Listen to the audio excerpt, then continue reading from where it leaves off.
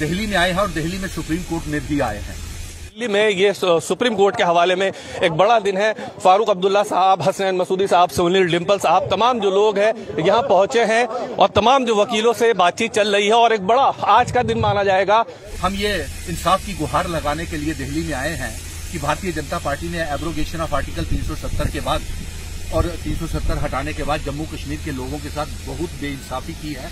हमारी जम्मू कश्मीर डोगरा रियासत हमारे महाराजा हरि सिंह जी की विरासत को तोड़ करके मामूली सी यूनियन टेरिटरी बना दिया और जो भारत का मुकुट है उसके टुकड़े टुकड़े कर दिया और हमारे बुजुर्गों की पगड़ी, हिंदू, मुस्लिम, सिख, ईसाई, गुज्जर, बकरवाल, चिनाब वैली, पीर पंजाल के लोगों की पगड़ी पांव तले इन्होंने कुचल दी। और आज कितनी बेइंसाफी है कि उसी डोगरा रियासत को बचाने के लिए हमें सड़कों से पहले पार्लियामेंट तक और पार्लियामेंट से प्रधानमंत्री के कार्यालय तक और वहां से सुप्रीम कोर्ट ने अपने दरवाजे खोले और हमें इंसाफ दे रही है। और इंसाफ के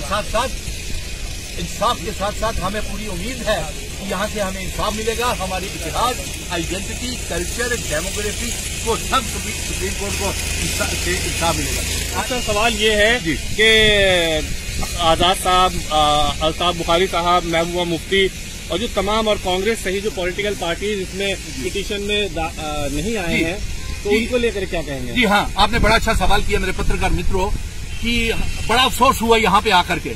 जम्मू कश्मीर डोगरा रियासत को बचाने के लिए, जम्मू कश्मीर और लद्दाख को बचाने के लिए बड़ी बड़ी बातें तो करते हैं, सरकार बनाने के दावे तो करते हैं, मुख्यमंत्री बनने के दावे तो करते हैं, लेकिन उनके तो कोई भी वकील, चाहे वो पीडीपी है, अपनी पार्टी है, गुलाम नबी आजाद की पार्टी है, चाहे कांग्रेस पार्टी है और चाहे कश्मीर की कोई भी पार्टी है, सज्जाद लोन वगैरह, उनके कोई भी वकील यहाँ पे नहीं आया है। सिर्फ यहाँ पे नेशनल कॉन्फ्रेंस के डॉक्टर फारूक अब्दुल्ला साहब भी, उमर अब्दुल्ला साहब भी यहाँ आए थे सुप्रीम कोर्ट में, उनके वकील भी हैं यहाँ पे।